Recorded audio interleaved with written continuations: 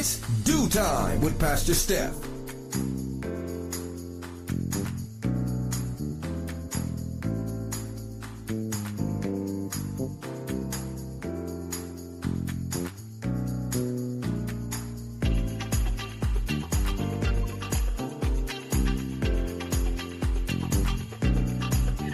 Good morning, good morning, good morning. Rise and shine. You're on with this Dew Time with Pastor Steph. How are you this morning? That's what I like to hear. That's what I like to hear. For this is the day the Lord has made. Let us rejoice and be glad in it. So, where were you yesterday? Yesterday was Wow Wednesday. And oh, did we have some wow stories in Vivian's Socially Conscious segment. It wasn't only one wow story of the week, it was four. Oh, we started off talking about the 55-year-old employee at Marcy Correctional Facility in upstate New York who committed suicide by self-inflicted gunshot right on the grounds of the prison. Yes. And just the week before, if you follow us, we just got finished talking about Rikers Island and the mental health condition of not just the inmates, but also the employees. And doing research, they found that correctional officers have the highest rates of PTSD, burnout, depression, suicide above any other profession. Now, I said yesterday, I don't know how many of you here in New York knew back in the day where everybody and their mama was trying to get on Rikers Island as a COO. They talked about the money, they talked about the long hours, they talked about the overtime that they could get, and look where they are now. This is what happens when you are just in an environment that is just toxic. And it's toxic because you're behind the walls with some real criminals. And unfortunately, some of the real criminals are not the inmates. Yeah. So not only are you dealing with your personnel, your inmates, but you're also dealing with some co-workers that are not too, good. So all of that kind of stuff, along with the short staff and the extra hours because, they don't have enough staff and things like that, that all lends to what they're going through right now. So prayers up, and prayers up. Next, prayers up for the babies who are getting some of this toxic baby formula. 13 babies have been hospitalized due to botulism. And that comes from when formula has a level of bacteria in it. We talked yesterday about all the symptoms of this botulism, and it's real. So, get knowledgeable, become knowledgeable. I'm sure there's a recall on this formula that is making the baby sick. But you know what? This is why we even have to say our grace. Our grace is important because we don't know what we're putting in our bodies. We have no idea as to what we're putting in our bodies. Oh, we talked about the government shutdown, and hopefully they'll go back up. And unfortunately, they're only locked in until January of 2026, no matter what it is that they're going through. So, we got a lot of work to do. Prayers up, and prayers up again. But the true wow story of the week was a 9-day-old baby who was murdered. I mean, it's just no other way to say it. They had this baby hospitalized and the baby passed away.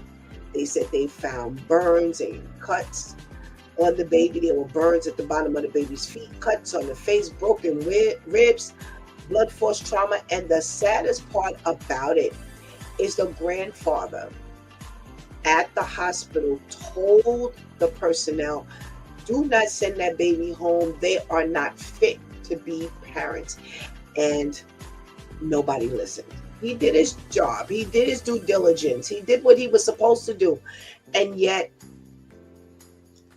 between the personnel and the parents, they failed this 9-day-old baby. Just real clear that they didn't want the baby at all. You couldn't have wanted the baby. The baby was only 9 days old. What did Grandpa see? I am still asking that question.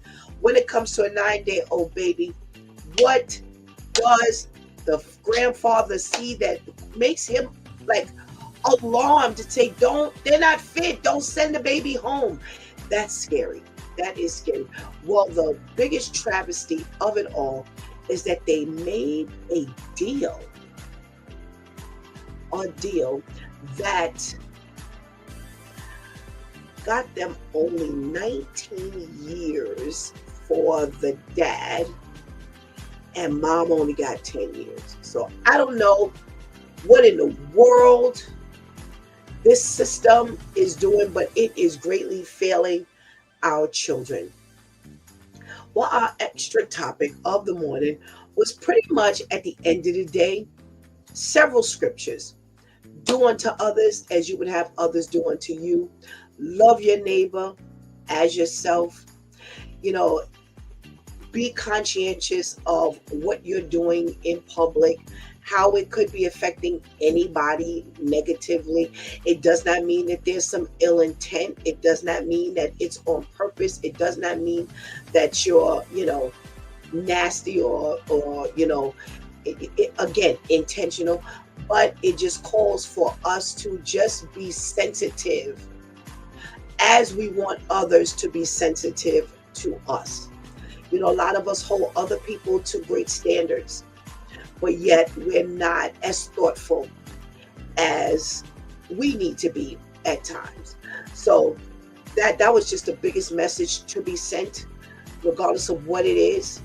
We really, go before the Lord and ask God. I don't care who you are.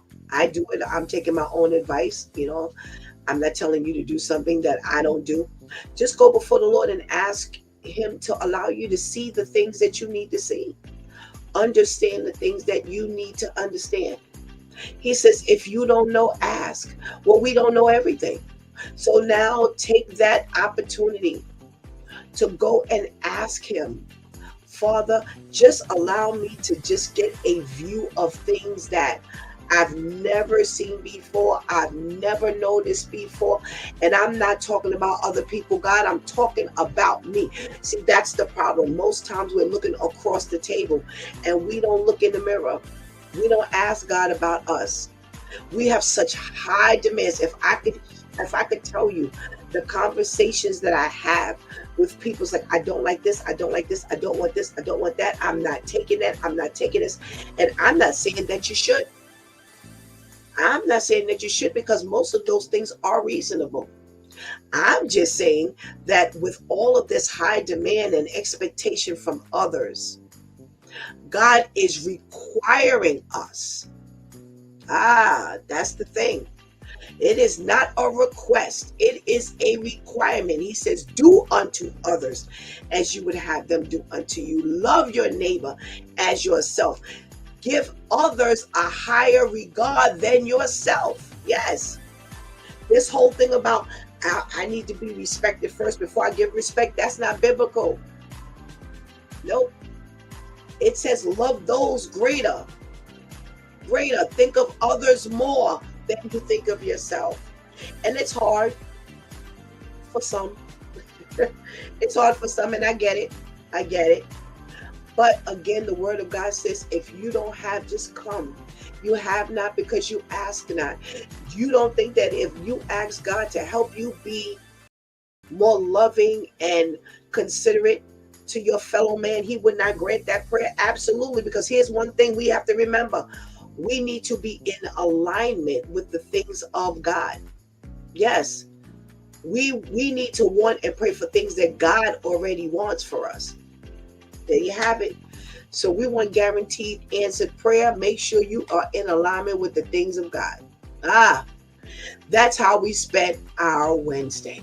Well, today is Therapeutic Thursday, the day we talk about our health in any shape, form, or fashion, whether it's our physical, mental, emotional, spiritual, financial, anything. And if you know the Due Time crew, you don't know what you're going to get. So I invite you to come along and take that ride with us today. Go ahead and get that healthy breakfast. Go ahead and tell somebody, anybody, everybody that it's Due Time with Pastor Steph is on. And whatever you do, don't go anywhere, because we will be right back.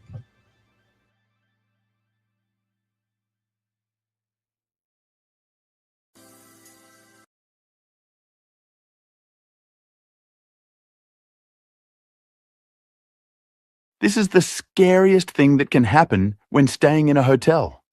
The guest heard a strange noise at the door and noticed a black ring slowly moving. When he looked through the peephole, there was no one outside. He kept watching patiently, and when the ring latched onto the doorknob, he couldn't help but shout out loud.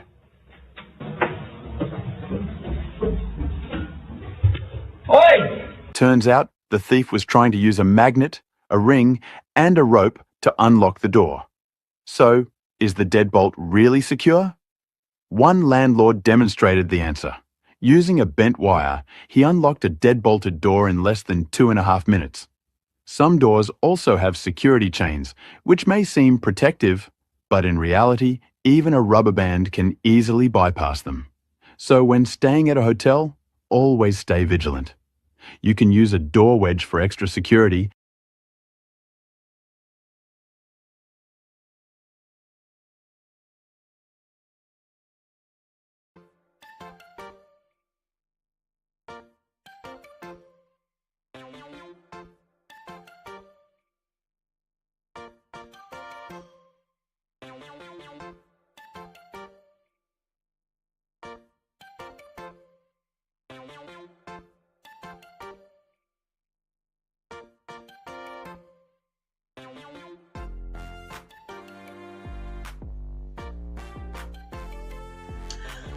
Good morning, and good morning again. Welcome back to It's Due Time with Pastor Steph, and it is Therapeutic Thursday. Yeah, good day we talk about our health. So, before we get started, you know what we got to do. Roll call. Let me say good morning to all of my viewers that are out there. Again, I don't know that you're out there unless you say good morning to me. Okay, so let's say good morning to our King Terrence. Terrence must be getting up extra early because he has beat Kenny for the majority of this week. Good morning, my king. Good morning, Kenny. Thank you so much for joining us this morning. We got to check it from our girl, Teresa. Good morning, Teresa. Thank you so much for joining us. We got to check in from Majesty. What's going on, Majesty? Thank you so much for joining us. And we got a check in from our Miss Grace. Good morning, Miss Grace. Thank you so much. I'm always happy to see you say good morning. I know you're definitely out there, and them eyes are just doing its thing this morning. Good morning. Hope you're doing well on this chilly morning. We got a check-in from our boy Serge. Good morning, Serge. Thank you so much for joining us. Oh, we can't go any further without saying good morning to the ladies that make it happen for us each and every day. Let's say good morning to our girl Shantice. Good morning, Shantice. And let's say good morning to our girl Anika. Good morning, Anika. Thank you so much for joining us this morning and helping us do what we do. I always like to say. So you know how it goes down on Thursday mornings. We get our health tip.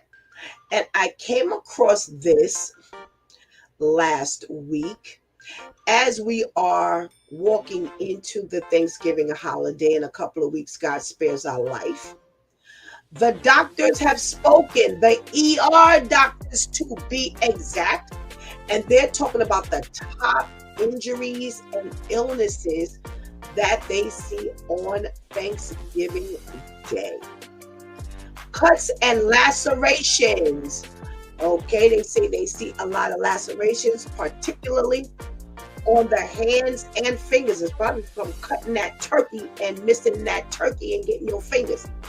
They say people cut themselves all the time on Thanksgiving because they're using tools like shredders, mandolins, and especially sharp knives. Now,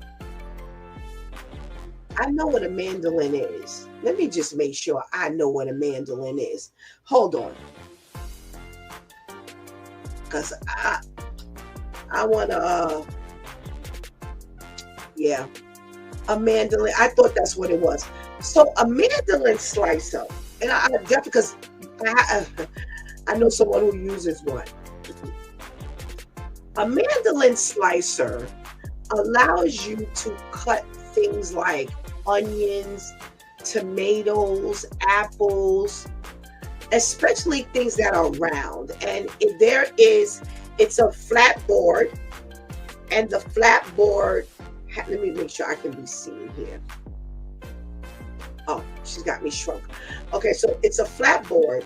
Shantice, bring up my picture because I want to show them what I'm talking about. Thank you. So it's a flat board, but there's a blade straight across it, which is kind of slanted. And you have another part of the device that has like prongs sticking out of it. So you would put like an onion onto that. And then on the flat slicer, you would slice it, and it slices underneath the blade, almost like a cheese shredder. But it's a huge blade that goes across. I don't know, because if you've got the device in your hand and you're slicing, your hand should almost never hit that blade that goes across. But unfortunately, it is. Oh, wait, I'm looking here. Thank you, Shantice. Tamika says, I almost severed my entire pinky with a mandolin. It's extremely sharp. Tie cut was so smooth, I didn't even realize that I was cut.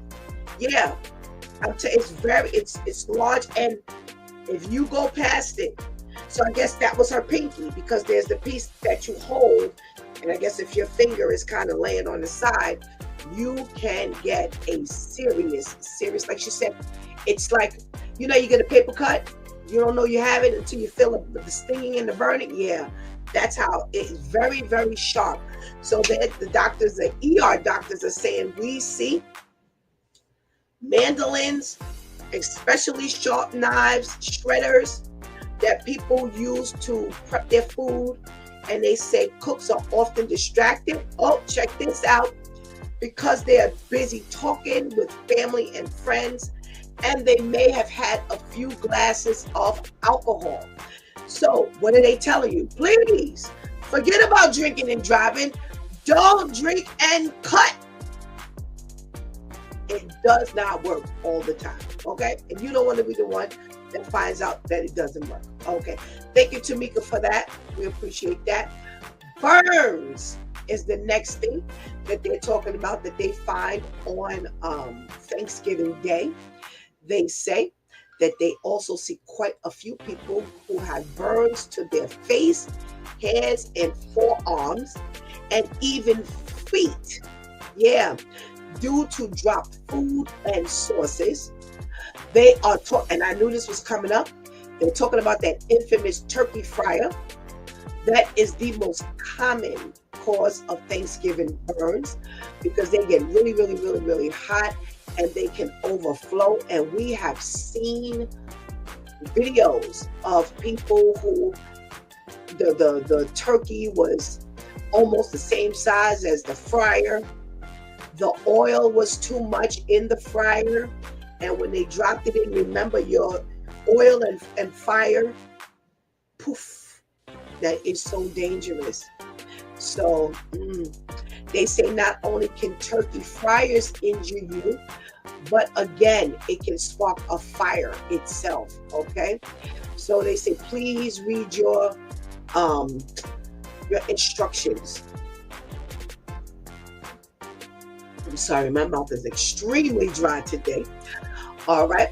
Orthopedic injuries. They say trauma to the bones, the joints, the muscles, the tendons, and the ligaments. Oh, they say forget football on TV. They say the real action is when people are playing games in the backyard or horse playing with your family and somebody then fell wrong. So they say that they have found that people are getting a lot of injuries just from the horseplay. And they say, please do not include the alcohol because that really, really, really makes things difficult and causes things to happen. They say, be mindful of who your opponents are. They have different capabilities physically. And be gentle. Be gentle. Head injuries is another thing that the ER doctors are talking about that they see on Thanksgiving Day. They say head trauma is quite common. They say again, watch your environment and be considerate of the family members who you have, particularly like the elderly and young children. They say rugs, people are falling over rugs or have fallen over rugs, slippery floors from either you dropping something or you mopping the floor, toys on the ground. Yes. So they said, ensure that the sharp objects are away for the children so that they don't, get sick. Or there's some things around the house that may be poisonous. So please watch your environment. Stomach woes, they say. Gastrointestinal illnesses. They say, please make sure before you invite people to your home, please check food allergies and sensitivities. Oh, all right. They say after overeating and indulging as being number one at the top of the list for people coming in with stomach woes. They say people with heart disease, diabetes, face a larger risk for stomach issues where there's too much salt or sugar can exacerbate their conditions. They say wash your hands frequently if you're cooking and make sure that you are not cross-contaminating.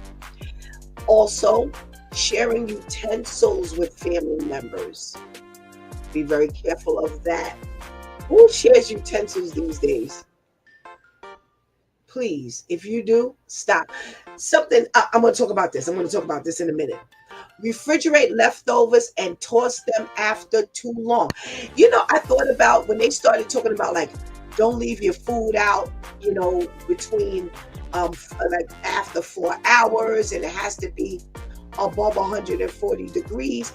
I thought about the many times years ago that you would put your food out for the day and people would be stopping by and you ain't heat that food up. You didn't keep it at 140 degrees, but Lord, like I say, we should have been dead a long time ago. God has definitely watched out for us. All right.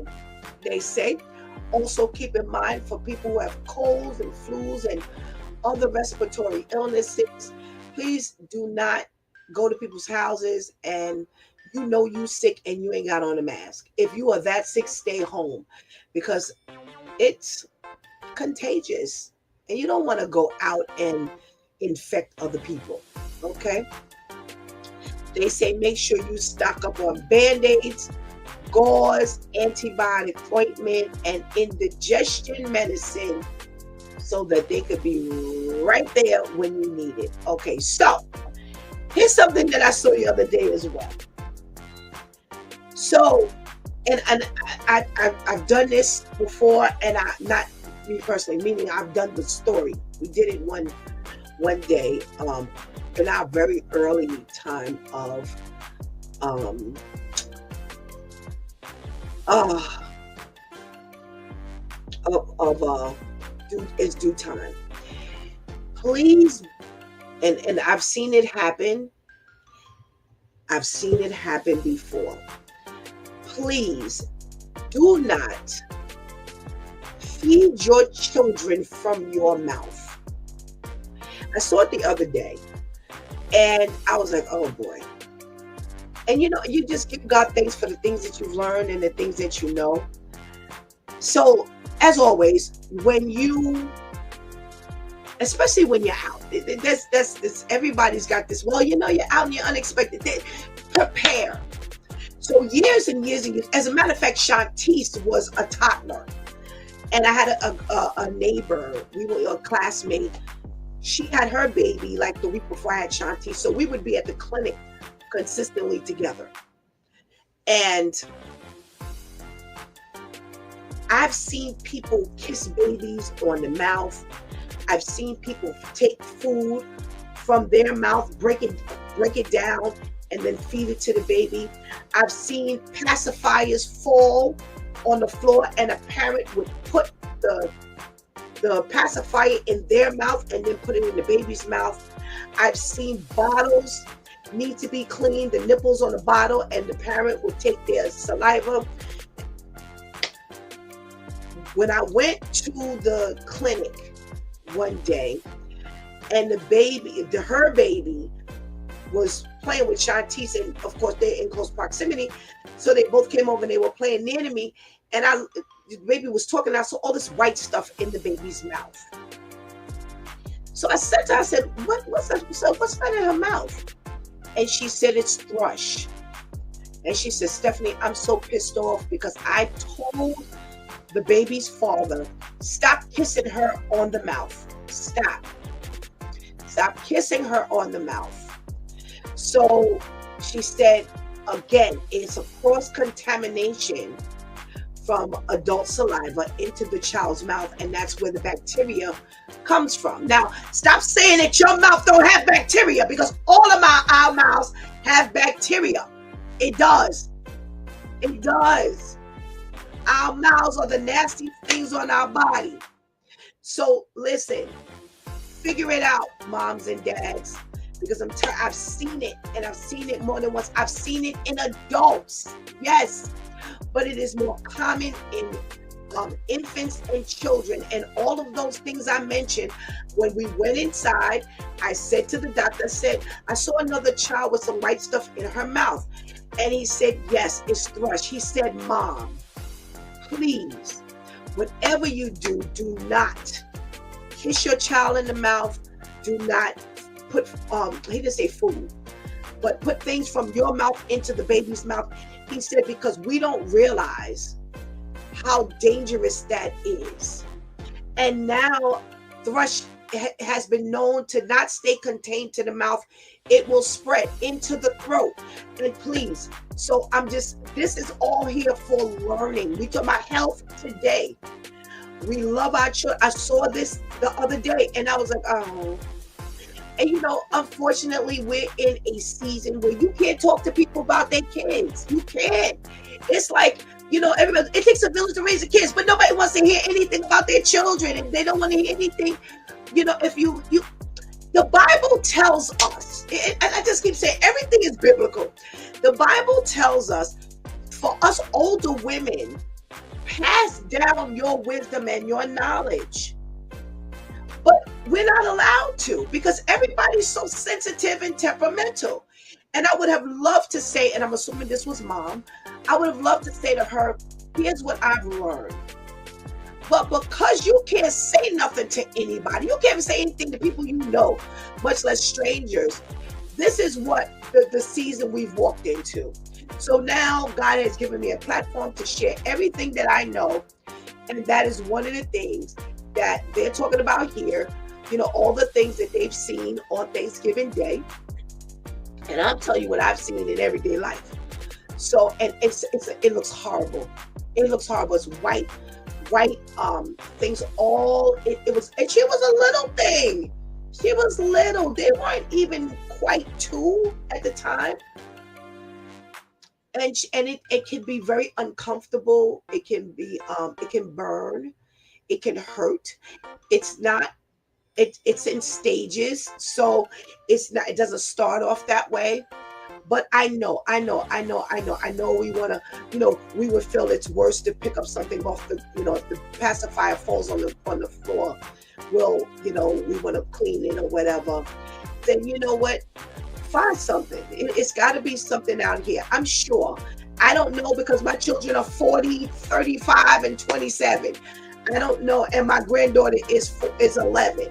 So I don't quite know like some of the things but check on Amazon or go Google it, or check your Bing or whatever you use as a source of getting your information. But it's nothing wrong with just saying, what can I put, what can I clean the pacifier off with if I'm out in the street? I'm sure there's something there, or if the baby bottle falls or whatever. But this particular thing, like I said, I saw the mom put the food in her mouth, break the food, chew the food a little bit and pass it. So my thought would be, so if it's a piece of meat and she wanted to break the meat down, then break it up with your hand. Just take very small pieces, break it up with your hand, and then feed it to the baby. Or travel with your baby's food. Yes. There's, so they may not be able to eat from the table, but they'll be able to eat what you bring them. So this is just a piece of advice. You take it, you leave it. I don't have no babies no more. So I'm hoping that what I've learned from my motherhood, I can pass down. So what do we have in this chat room? People need to stop cutting their hair with their dry turkey. So Terrence, you must not be a turkey person. Serge says, I cut off a piece of my nail. Wow. Tamika says, I was on the phone, finger was in the wrong place, the doctor was not surprised. She said nonchalantly, it's always a mandolin, shaking her head.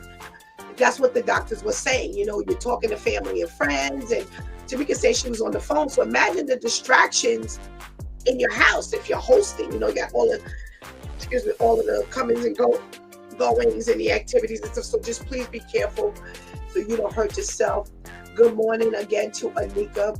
Tamika says, one of my best friends cut 3 of her fingers cutting collard greens. She survived. It's a funny joke that we referred to for years. We suggested that she find another duty for Thanksgiving meals. Wow, cutting collard greens. Whoa. Good morning, Miss Charlene. So happy to see you all with us this morning. And woo, thank you for that story, Tamika. Woo-wee. Yeah, we got to be careful because baby, things will get out of hand if we quickly turn. Yeah, it'll happen. All right, let's see what we got going on in the news today. All right, let's get rid of that one. I don't know. I always tell you that I always come along with like several stories, but here's one that goes right along with what we were talking about. Leaving stuff, not paying attention. So, another child perishes from the lack of care surrounding them. So there's a Florida woman, Natalia Munoz Polino, 26 years old, who's accused of second-degree murder and aggravated child abuse. So they were called to the hospital last year, July, when a 9-month-old was pronounced dead. So just so that you all are reminded, these people are mandated reporters. If things don't look right, they are mandated to report it. Okay? So Miss Munoz said that she fell asleep while cradling the baby and woke up to find him purple, unresponsive, and stiff. But later on, told the investigators and other family members multiple stories. So she said that the baby fell and hit his head, that he had drowned, and that he had choked. Ooh, a whole lot going on for a 9-month-old, right? So they said they also were told that her son was prone to placing foreign objects in his mouth. Now, did I say this baby was 9 months old? You can contain his environment. We're not talking about somebody 12. We're talking about an infant, a baby. Not an infant, but a baby. So if the baby's crawling, you have control over that. Come on, mom, come on. Well, after they arrested her, she admitted to using drugs and alcohol on the weekend of her son's death while she hosted a party at her house. Now, the boy's father said he lives out of state, but had previously seen her using meth at the apartment.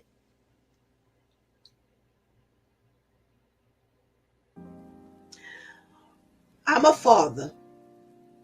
I care about my son, but I'm going to watch you use meth and we have a kid. So it's not something somebody's telling me. This is something I'm seeing for myself, and I'm not going to fight for my baby. If I didn't have myself together, I would be getting myself together to get my son. So what makes me think from this here is that you were also using meth. Because if I don't use drugs, I'm not going to tolerate being around you who use drugs. And if we have a child, I'm going to live in another state. And do what? Worry every day? Nah, that ain't happening. That ain't happening. That ain't happening. So let me tell you what the baby had in its mouth, in its system. Ready? Eggshells and feathers. Do you know why?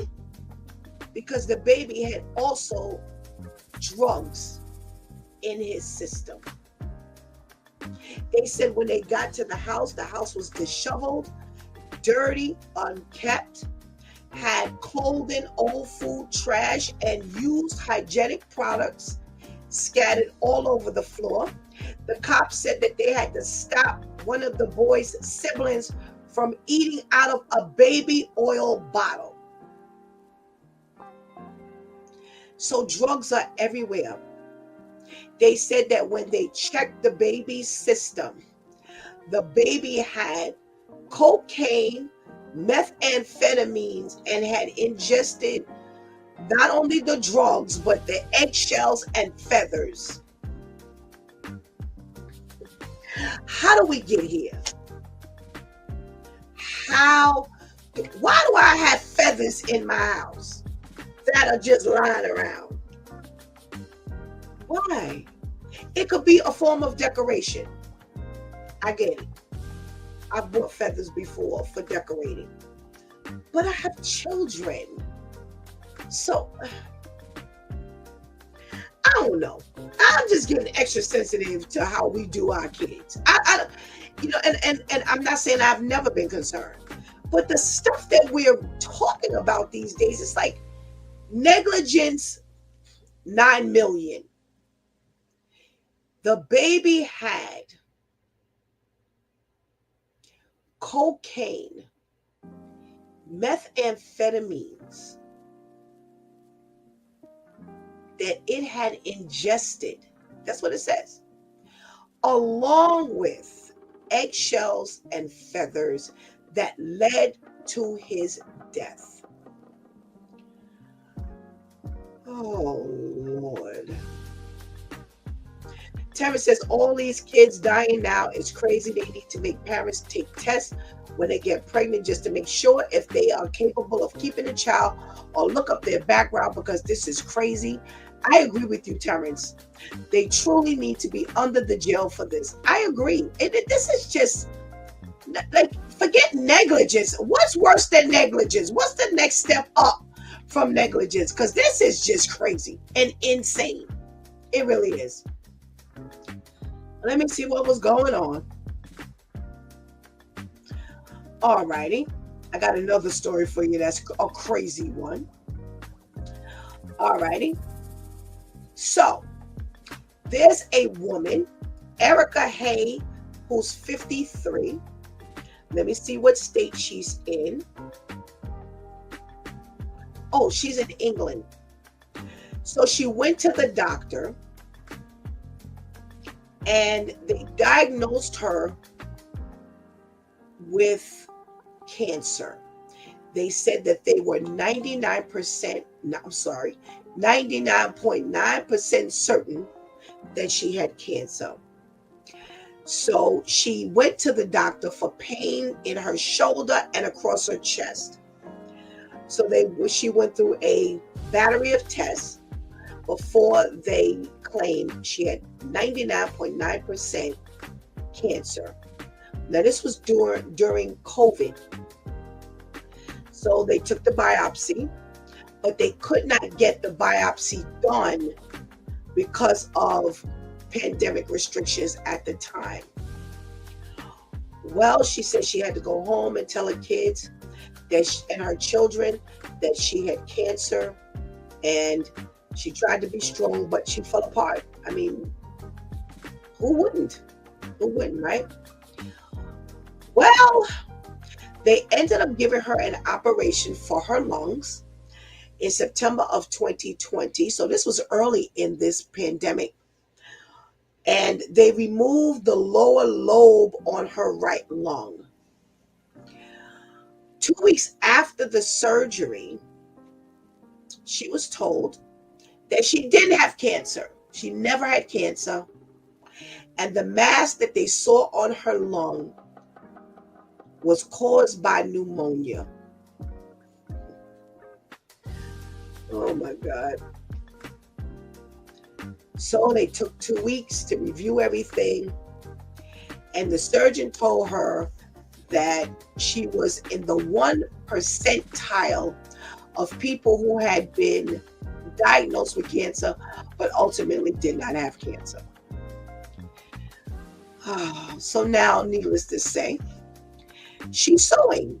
Well, she should, because she's had asthma since she was 17. But this has made her breathing a whole lot worse. I'm sure it would make anybody's breathing a whole lot worse when you ain't got part of your lung. Well, I don't think they ever even told her what the mass was. They just said the mass wasn't cancer. But I don't think they told her what the mass ultimately was. Oh my gosh. Oh my gosh. Oh, Terrence says, I would own that hospital. Me and you both, Terrence. Because that's a bit much. That's a big oops. What? You can't say I'm sorry for that one. All righty. Let's talk to the Due Time crew. Who is in the house? Tamika, if you're in the house, show your face. We'll start with Shantice this morning because I got some. Oh, Tamika's here. I got some other stuff I want to talk about, but I want to get everybody on. Where's Al? Well, tell me, get on here. Good morning.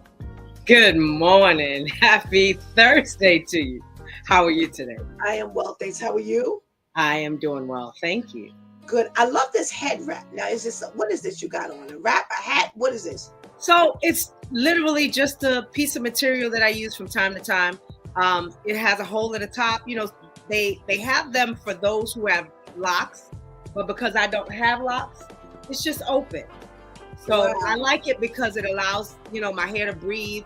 It's another alternative as opposed to, I'm a natural head. So I don't like wigs, and, it's a way to be able to get out and still, present yourself and not scare anybody. I like it. Thank I actually like it. It looks nice on you. Thanks a lot. Oh, you're welcome. So Anika says, right, how you do surgery before confirming what they had. Absolutely. All right, girl, we got 2 big stories going on. We've got the mother out in Florida who's 26 years old, who's accused of 2nd-degree murder because they found her 9-month-old died with cocaine, methamphetamine in his system, along with eggshells and feathers. She doesn't care. It's very clear. You're looking at the fact that her home is in disarray.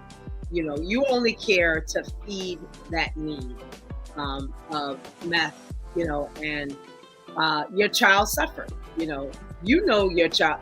Everybody that has a child knows the propensity of what your child will do. And he's 9 months old. You could keep it clean. You don't care. And my thing, okay, you might understand the eggshells, but the feathers, like, are you one of those people, fetish people?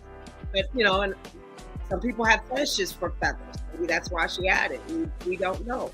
But your children suffer in the midst of what you're doing, and I thought the same thing. The father, living in another state and didn't try his best to get his child is simply because either he was doing meth or there's some other way that he's unfit. He doesn't live by himself. Right. He can't take care of the child. So he clearly knew, well, what am I going to do? Stay right here. That's horrible. So the child has no advocate at all. Right. And that's why I said, I agree with you. And this is one of the reasons why I said, well, listen, if I found out that she used drugs and I didn't, and I just didn't have myself together, then I got to get myself together now. Absolutely. So I'm going to take my child. Whatever it is, whatever get yourself together means, let's go. Because that lack of him doing so, you have no son now. So here's my question. Eggshells? How do you even get eggshells, girl, down your throat? Okay. Eggshells. It's negligence to the highest degree. And that, I can't even imagine. It tells me exactly how filthy you are. Because, when I cook, and everybody knows that, I'm always putting my little hints and things for cooking. First thing you do with an egg is you throw it in the garbage can. What is the egg being within the child's reach? Child obviously couldn't get into a garbage can to pull it out. So that means that the eggshell is within his or her reach. That's horrible. Right. That's salmonella in itself. Right. When you even just the scope of your thought process, when you hear these things, I don't know. I just don't know. All right. Terrence says, Tamika is creative. That's all we gonna say, y'all. She should have her own fashion store to them earrings. I'm working on it. I'm working on it. Them earrings. Teresa says, goes to show the surgeon's bedside manner. So she's talking about this next story we're about to talk about. And Teresa says, I don't want to take up for the father, but do we know if he told the right people and not just the parents? I don't know what that means. Help me understand, Terrence. Because you say you don't want to take up for the father, but do we know if he told the right people and not just the parents? I don't know. Help me out so we can understand what you're saying. Anika says, wouldn't be surprised that they had live chickens with feathers and eggs. Child, who knows? It's possible. Mules, that last name, maybe they, kill and eat. It's possible. Yeah. He told somebody that she was doing drugs. If you told somebody, okay, so I'm not, you know what? I'm not gonna say anything. Tamika, do you have something to say in regards to Terrence saying, did he tell somebody that she was using drugs? He probably, if he was doing the drugs, I'm not gonna tell on nobody because I'm doing it too. And the other thing that I think about is, I'm the dad. It doesn't matter who I tell. This is my baby. Give me my baby. It doesn't matter who I tell. I'm gonna advocate for my child. Her have whatever it is that she's doing. By hook or by crook, I I have the right because this is my child as well. And that was where my thought went. We're not talking about like yesterday with granddad Right. telling the authorities, somebody like, hey, those two parents are not fit. We're talking about the father. Get yourself together and take your kid. And if you don't use drugs, all you got to do is say, mama's using meth. You think they're going to fight you? If you're clean, they're going to fight you for taking your own son when mom is using meth? Nah, you ain't going to have no fight on your hands. Right. Most of the time, they advocate for mom, but if mom ain't got her stuff together and dad says, this is my child. Right. That's his child. Ain't no excuse. Ain't no excuse. My thought is, he said, I saw her using meth. It's either one or two things. You were using meth with her, and maybe you don't use it no more, and in order to keep your sobriety, maybe you had to leave. Maybe you had to move, because people have done that. They just relocate to get a fresh start, and that's wonderful. Once this child was involved, that puts this whole thing into a new perspective. You get your baby, and hopefully mom will get some treatment, because here's the problem. The cops said that another child was in the home. So now that means you've got another dad. Possibly. If that's not the father of both the children, then you've got possibly another dad.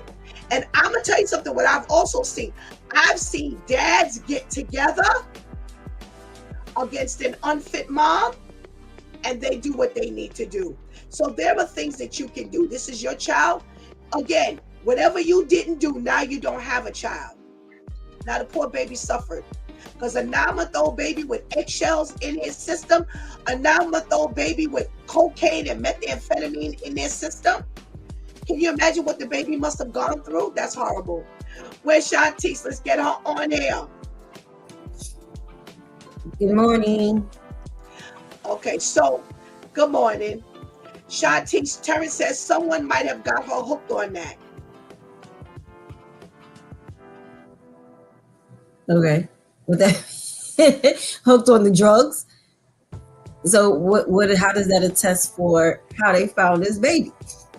Unfortunately, when you're on those substances, you have a one-track mind.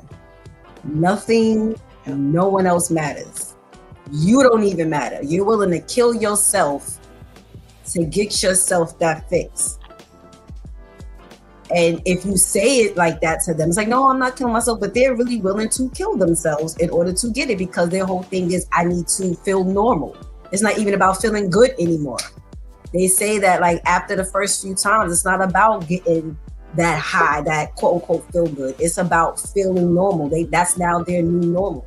So nothing and no one else matters, unfortunately. So whether she got herself on it or someone else got her on it, now the baby, how does the baby end up with that? Like y'all was doing a puff and pass and the baby was sitting in the circle like, okay, just pass that on over here. Like how does that happen? How does that happen? You're sitting on the couch, you're sitting on the floor, you don't care where you put it. But a 9 month, how old was the baby again? 9 months. Right, 9-month-old, not a 2-year-old, not a 3-year-old. You're talking about a 9-month-old, a typical 9-month-old. You have to literally give that to them in order for that to be in their system. Versus like you said, maybe if I left it around and my 2, 3, 4-year-old, was crawling around and walking around and then picked it up. And of course they just put any and everything in their mouths. That, in my opinion, that's a little different. But a 8, 9, 10-month-old, I would have to give this to you. And with the climate we're in now, that's not too far-fetched to think that I'm in that state and I'm gonna give this, especially you talk about feathers and eggshells. Did you get mad at the omelet and then decide to put the shells in? Like what was going on in the house? Like that you just decided to do all of this. That was given to that child. All of those things was someone else put that in that child's mouth, in that child's body. It's sick. People keep underestimating these things. I wouldn't even be surprised if later on we found out that the other child in the house, Mhm. the baby's mouth, because we've done stories like that before where a child gave another child something. But here's the problem. Why is there cocaine and methamphetamines in the reach of any child? Mhm. Not enough that you're using it, but why is it in the reach of any child? Right now, we're not talking about I'm not talking about I'm not talking about your usage. I'm talking about how the baby got access to this. How does this child die from this? So Terrence asked, can it be the other child gave it to the baby trying to feed the baby? That's what I said. We've done stories like that where another child gave another child something and it was something toxic. So that's a big possibility. So now I then ask, are you still not negligent at the fact that these children could have gotten a hold to your drugs? And of course, she admitted to partying that same weekend. So if that's the aura of the home and there's partying going on, now everybody's high. Who knows where the stuff is? You high, you leave it there or whatever. We've seen it happen on TV. We've seen it in movies. We've talked about it here in real life. That's some negligence 901. 101. Where's Al? Get Al on this thing here. Come on, Al. Morning, Pastor Steph. How you doing? Good morning. How are you? Everything good. You seen Abraham?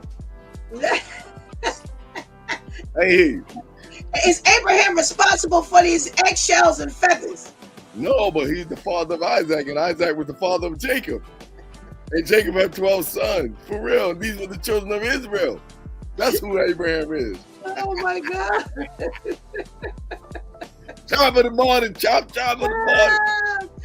All right, Brother Al, what say you about this situation here with this baby with methamphetamines, cocaine, eggshells and feathers in his body at 9-month-old, and he is now a little passed away baby? I didn't hear the whole story, but wow. I mean, all that stuff, man. So they was, what y'all doing to this baby? Like, eggshells, feathers, drugs? Man, what they didn't like the baby or something? What's wrong with her? I don't know, Brother Al. There's also, we have another story here. You know where she going? Bertha, here she come. Come, Bertha. Oh, Bertha's just loading up. Yeah, Bertha ain't got no problem having partners. So we had this woman who's 53 years old out in England who goes to the doctor for like pains in her shoulder and across her chest. They take a battery of tests. They find out, they tell her they are 99.9% sure that what they see is cancer. 2 weeks, they have surgery. They remove the bottom lobe from her right lung. 2 weeks, and they find out that was never cancer. All right, now, what we doing here? She's suing. Man. Oh man, she should, man. You know, she should own the hospital. You know, it's so sad because, you know, we put our trust in these doctors because, you know, we say they went to school, they know what they're talking about, and man, it's crazy. I mean, I look at these doctors, man, and I tell people all the time, man, just, you know, especially something real serious, get a second opinion, not just a second opinion. Look up yourself and check things out, because you got some doctors that's looking to, you know, make money. And there was a story a while back. There was a doctor, he was telling people they had cancer, had these people doing chemo and all this stuff, man. And I think we did the story on here, and a couple of them died, and then they realized they never had cancer. Him and the other guy was in cahoots making money. Yeah. So you got to research these things yourself as well. You know, people hear that cancer word and just get crazy. Oh, cancer. Oh, I gotta do. No. Let me find out some stuff first. Yeah. You know? Now here's the glitch, and I'll pass the torch to Tamika. Here's the glitch. It was during COVID. So they took a biopsy, but they could not complete the research because it was COVID. And there were some restrictions in doing so. And this clearly would have changed the dynamic of the testing, ultimate testing. What does that kind of say in your head for like Brother Al, who says, hey, you got to get a second opinion and you got to do this and you got to do that. But right now we're, in this height of COVID, because we locked down in March, and this took place in September when she actually got the surgery. Man, that's a horrible thing, and it's I remember, all of that time frame, and everybody was touch and go. You had to wear a mask everywhere you went, and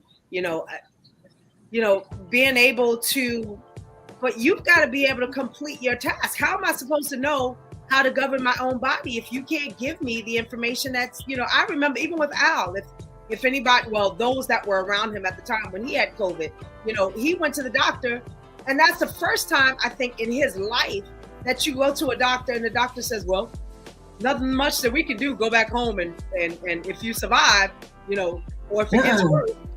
They kind of literally threw their hands up, and I remember that because I was at a part where, what do we do? And he was like, well, I don't know, because the doctor couldn't tell me, but still, unfortunately, they took, I can't even imagine, they say, well, you don't have cancer. Great. Then that's one thing, but for you to say, I never had cancer, and you remove something that could have benefited me, it was just pneumonia, she should sue. I'm glad that she is suing. She should get everything that she has. I mean, unfortunately, it's not something that she could have avoided, but she's gonna get a nice, healthy paycheck, because now she's missing something that she can't get back. It's not like you can say, oh, let's open her back up and put this back in there. Right. And Pastor Steph, when they told me to go home and nothing else they could do, I said I should have did something from the beginning. I went to my Lord and Savior. You know what I'm saying? That's what I did. Okay, nothing you can do. I figured that. Let me go to the man who can do. Right. It makes sense, because that's what anybody, like you said, that's the only recourse you had, was to deal with God. That's it, because they couldn't do anything. There was nothing they could do. All right, Shantice, you had this diagnosis that was clearly incorrect, but you're also in the throes of this, COVID period where they were restricted and couldn't do a lot of the fact finding that they would have normally done, supposedly. They could have done whatever they needed to do. That's what's said in order to rush this and to get this money, because there's no way.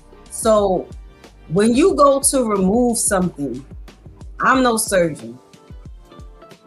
I've never been interested ever in the medical field. I don't care how much money they say you make a year. I'm good. But when you go to take something out and you don't see it, what happens? So if you say, Shantice, go clean that whole chicken, and I go to clean the whole chicken, but there's no fat in the chicken, am I cleaning the chicken? Or did someone already clean this? Or is this just a fat-free chicken? It's like, so when you went in there to remove the cancer or the tumor, whatever it is that you're removing, and it wasn't there, no one looked at each other in the surgery room, in the operating room, and said, wait a minute, I thought we were coming in here to remove this, but it ain't here. So you did whatever, closed this woman back up, and then what happened? When she went for her follow-up, then she was told that she didn't have the cancer? That just sounds bonkers to me. Like that, you could have done whatever. I didn't hear that because it was COVID, they were missing computers and whatever was needed. And so you had what was needed in order to give this diagnosis, but you ain't have what was needed in order to do. Like, shut up, no. This was all a hoax to get that woman's money. Wow. Okay. Let's see what Pastor KL has got to say about this thing here. Good morning, Pastor KL. Good morning. How you guys doing? Okay, thank you. Morning. We caught you chewing. Yes. All right, so you heard the story, and you know the glitch is it's during COVID season, at the height of COVID, and they said that the research that they could have done couldn't be done because they had restrictions. What's your thought? Do we try to do something else? Are we locked in, or do you stand still because they really can't find out yet and you don't want this thing to spread? How does this work? Well, I'm thinking about a lot of things and about a lot of what you guys have said. You know, people were dying like by the trillions, you know what I'm saying? Just one after another. They really didn't have a handle on this COVID thing. And, you know, I think people saw what they thought they saw, and they were trying to prevent yet another death. Now, was they wrong? Yeah, they were definitely wrong. But I think within the frenzy of it all, people were just trying to keep people alive. And then I heard somebody say, well, this is just something to get their money.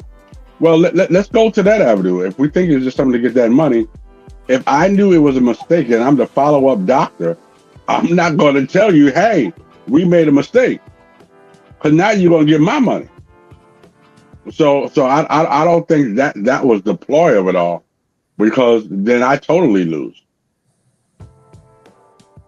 Okay. All right. Well, I mean, it's a lot to think about. It's a lot to think about because you're talking about a very scary period of time. Right. Do you go for a second opinion? You know, when you hear cancer and everybody's dealing with COVID right now. So cancer is actually on the lower side of the totem pole. So you may not be able to get to a doctor quick enough. You know, what do you do? You know, so I think it's at a really bad time, but unfortunately, there's still some onus on the hospital to, you know, deal with the error. If it was an honest error, due to this is what we look like, this is what it looks like, we can't go and do further research. I mean, one heck of a mistake, but a mistake nonetheless. And of course, they should pay. They may not have to pay as much because it was COVID, and that's probably what they're going to throw in that mix. That, you know, they were pressured as well to make a decision. So, you know, what do you do? Right, and time is of the essence when Right. you're talking about cancer. Right. Absolutely. All righty. There's a story where, and I want to know what you think. Who's more wrong? I like that. I like that game. Who's more wrong? So you have a couple who are full adults. They are fully married. They live here in the States.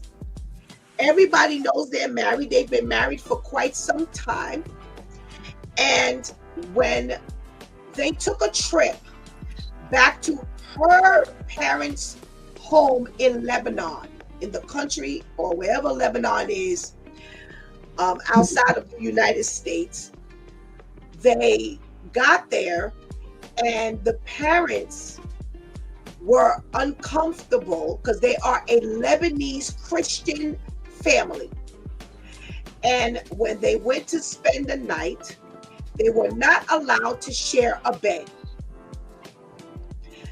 And he says, my father-in-law is still uncomfortable with us having sex.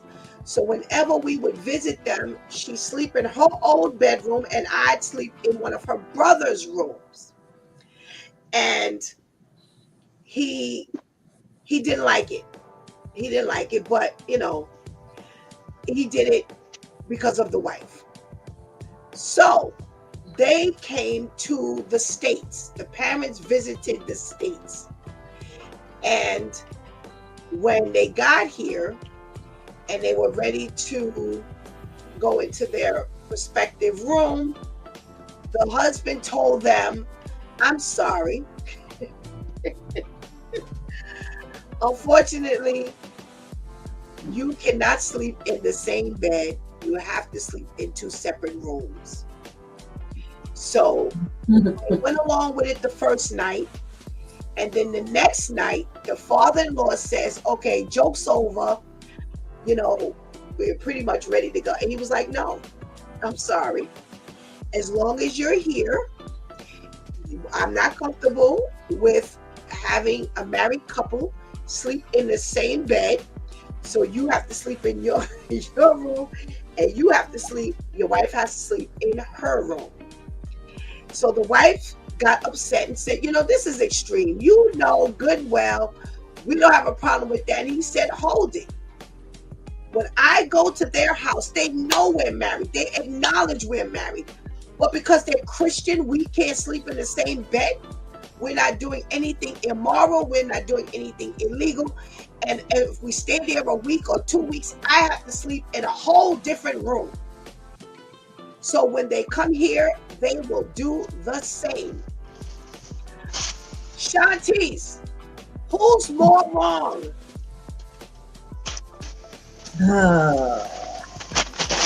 Jesus said, don't be petty.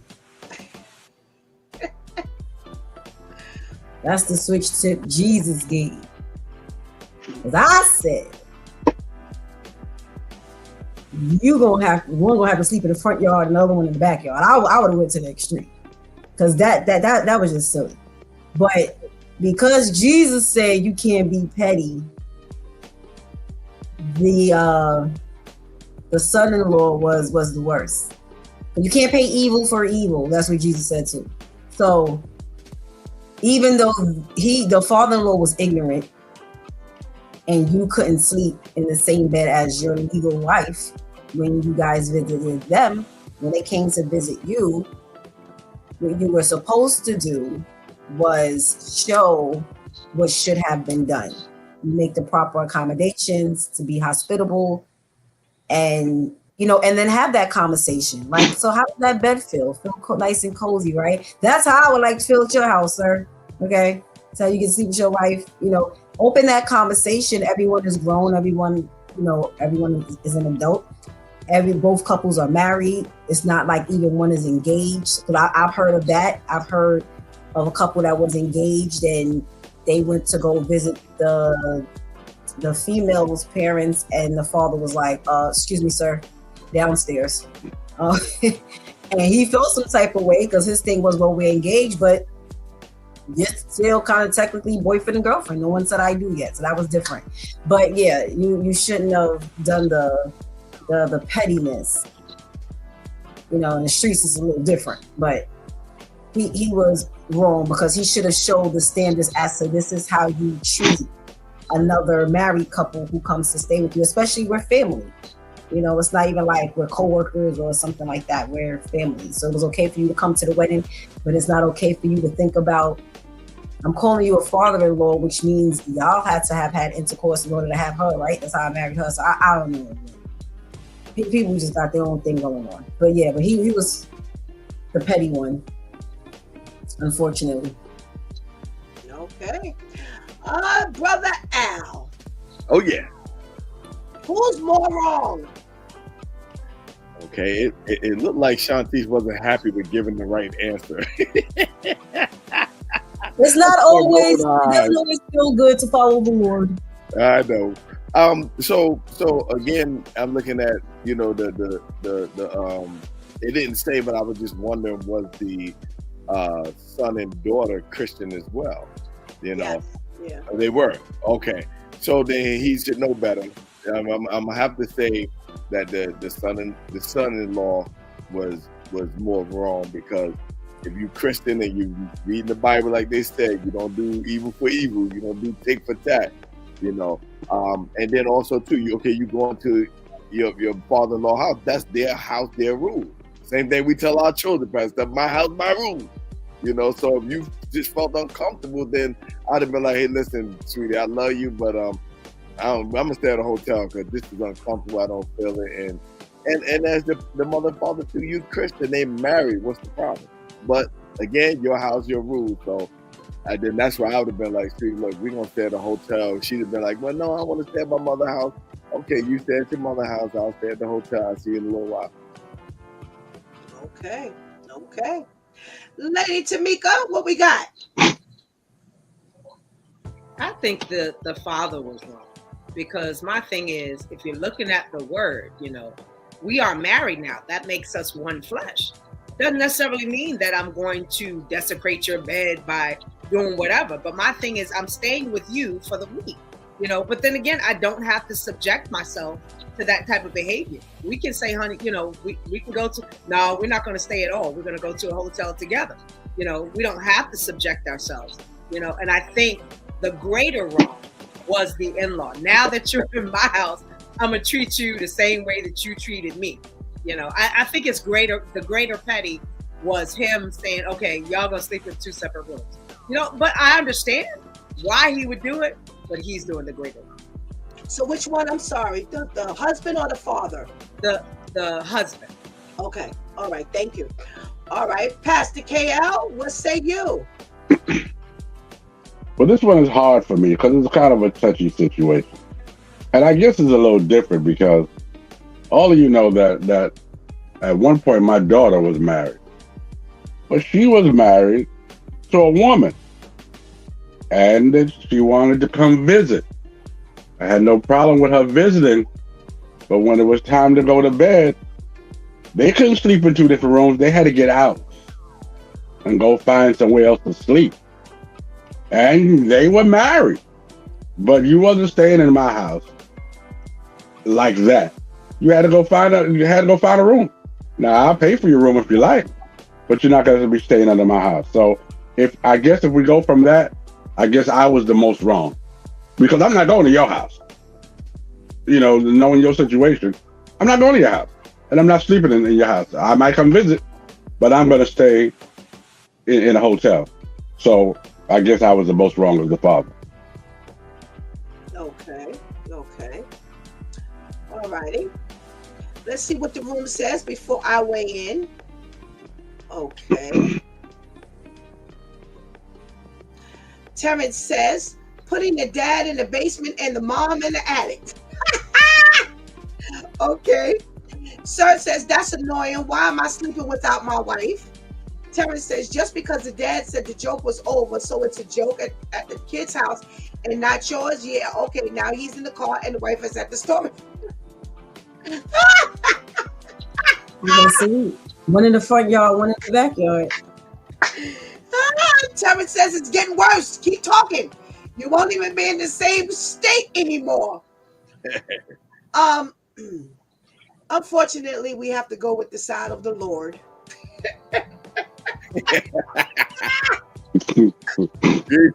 Hallelujah. Like, man, well, we got it. I feel like that because I ain't gonna lie. I'm not a petty person, but this would be the way I'd play that game as well. I'm sorry. You're saying you're a Lebanese Christian person. Then in what religion do the wife and husband not share a bed? Right. In what religion? Why aren't you following it? Right. I don't get it. It makes no sense. I agree. That's what I'm saying. So in what religion do married people not sleep together? And if that's the case, then you and your wife have no business sleeping together. Or does this rule only play out when you visit? So if the rule only plays out when you visit, then he should not have been alarmed when the son-in-law said, you sleep in this room and your wife sleeps in that room. Right. So something is wrong here. And I don't know if I'd want to send that message that way without showing you, hey, I'm sorry.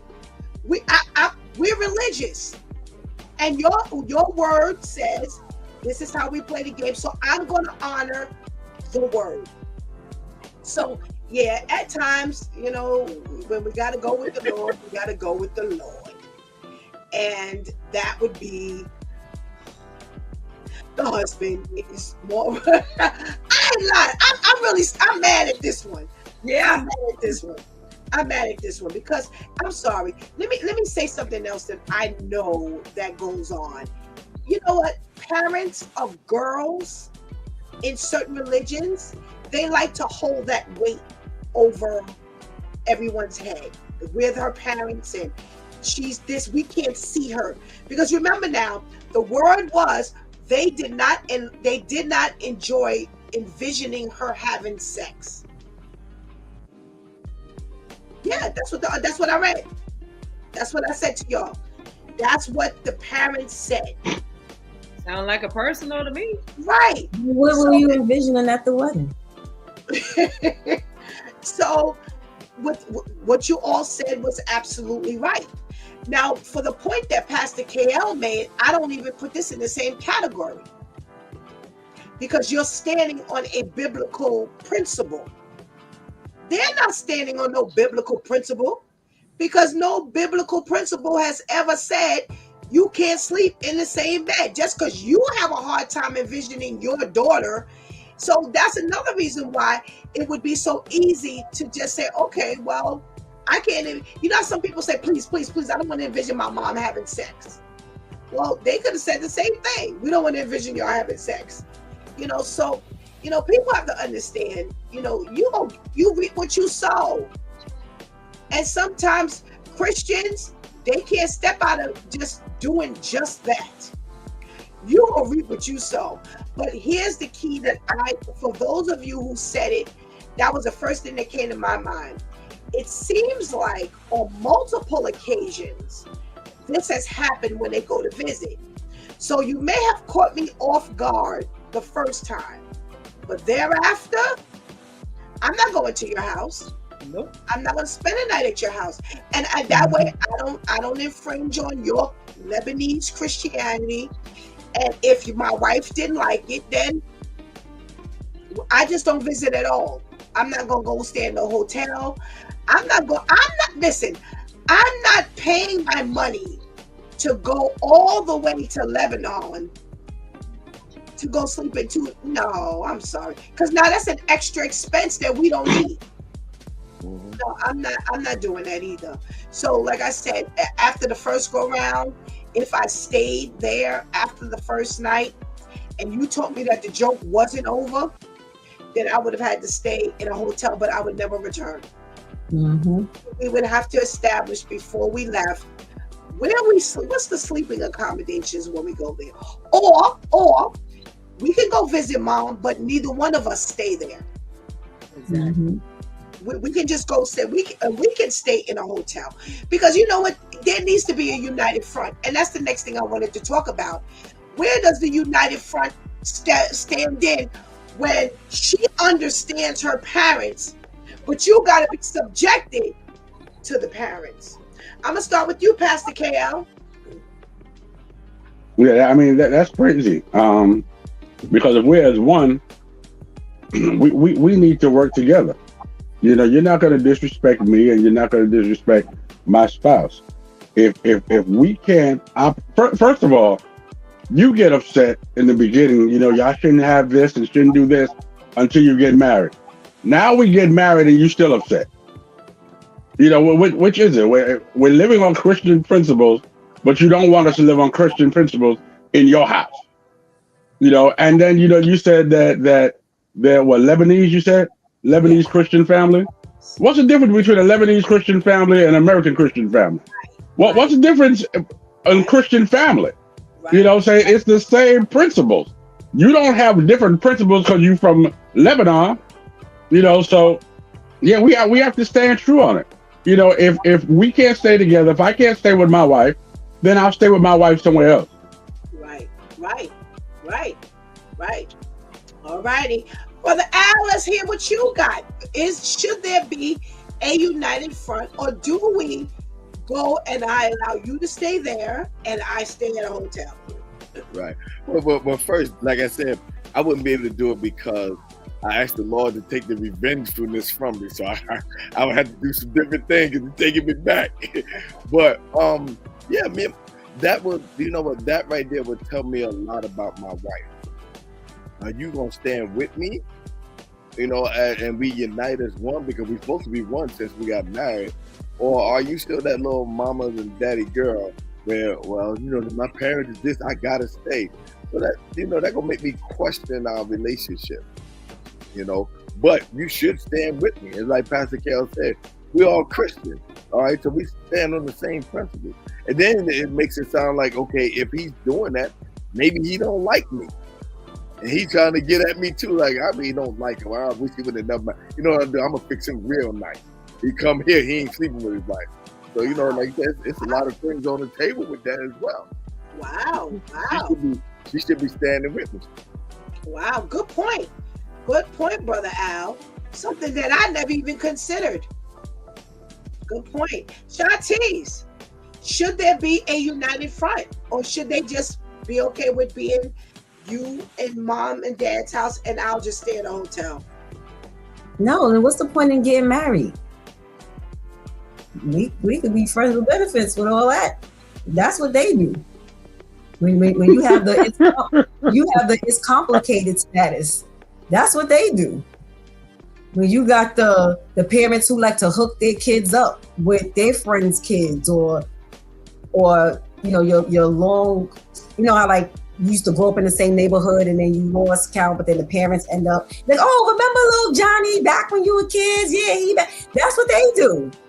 Why are we getting, listen, there are certain benefits. We gonna stop acting like there are not certain benefits we look forward to when we say I do. This is one of them. When we get to say, I'm sticking with her, I'm sticking with him, and this is what we're going to do. You set the tone of your union. You leave and cleave. You leave your parents to cling together. I wish I would be going, oh, okay, so we going to my parents' house, but they feel some type of way, so I'm going to stay there. Are you sure? Because you can stay there. You heard what you just said, right? You said you're staying there. So you can stay there.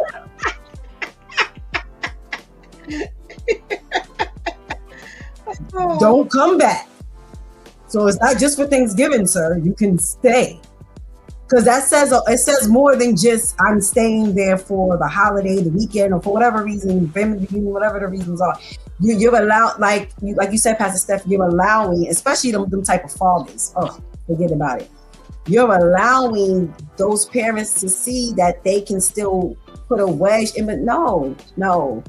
We're either together or we're not. Because if they see that they can do that in that scenario, watch all the other scenarios. Them parents are going to show, oh, well, we can draw a wedge here. We can convince her to do this and convince. Nah, who's going to deal with that? Okay. Tamika. So Shantice needs to get off my statement because she's all traveling all through it. I'm looking at the whole idea. You know, you got all these things that you go through, you know, the things that you don't do in dating.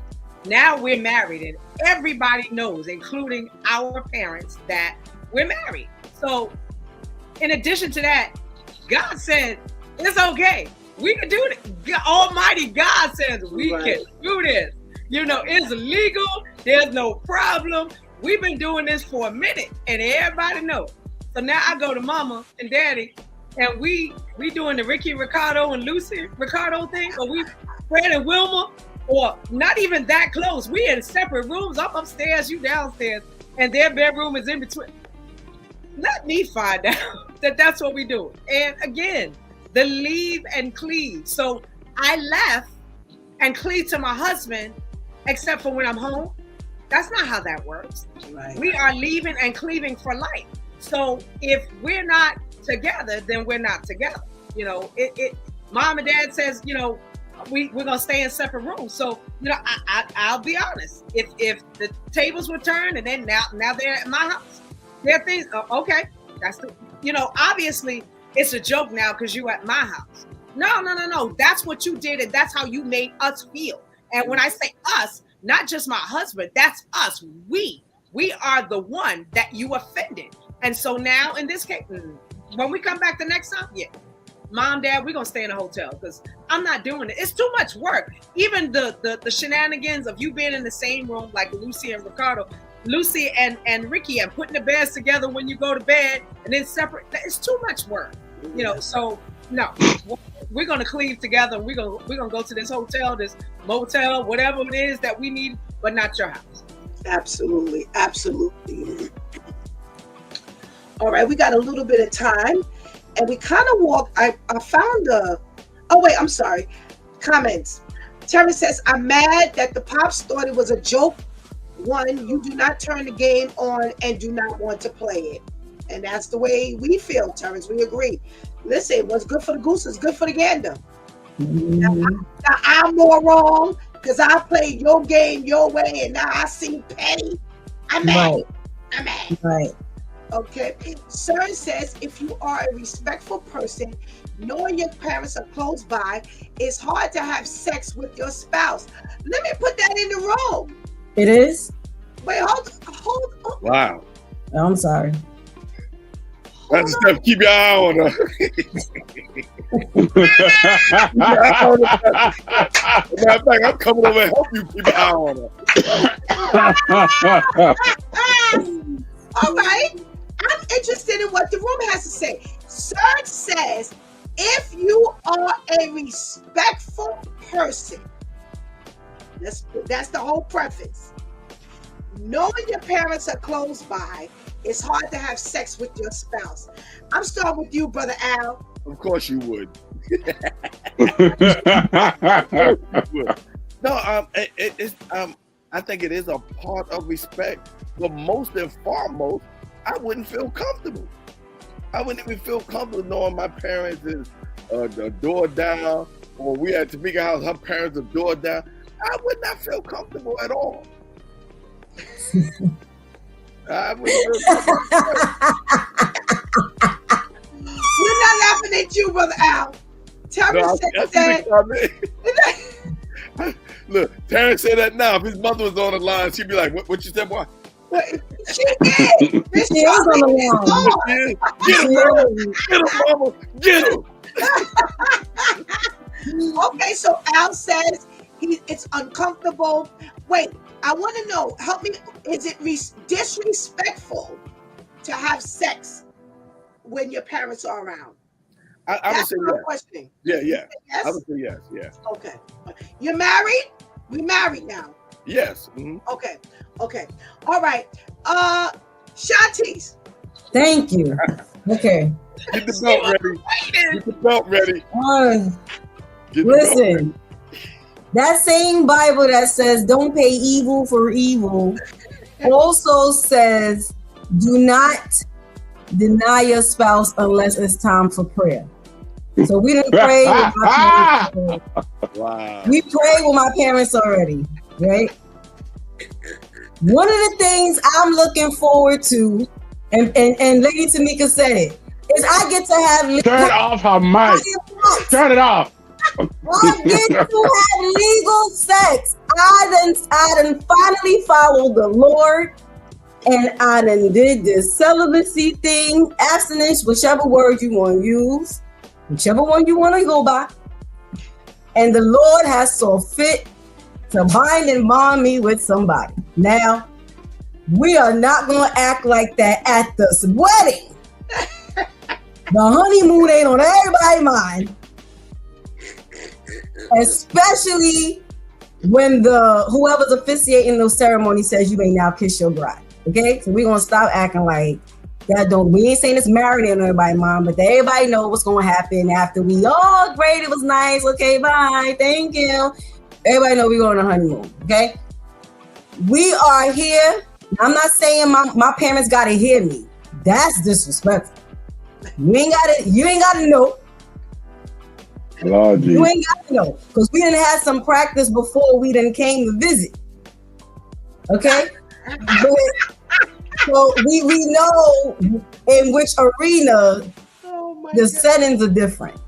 But I'm sorry. And maybe it's because of the type of mother I have. I'm so embarrassed. The type of mother I grew up with. No, not meaning. I don't have a stuffy mother as to where I have a well-balanced mother. So again, I don't have to come to her and say, now, Ma, you know what we about to do, right? I don't have to say that. At the same time, I don't have to tiptoe and whisper to my husband like it's time to go to bed. I don't have to do that either. So maybe it's because I have that type of mother. But listen. Stop acting like you are looking forward to this when you say I do. Okay? Everything. This ain't no whole top-notch government shutdown secret. We's mad now.